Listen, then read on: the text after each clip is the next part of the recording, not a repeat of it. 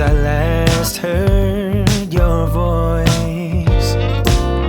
I know that you felt like you didn't have the choice, and I don't blame you. No, I don't blame you.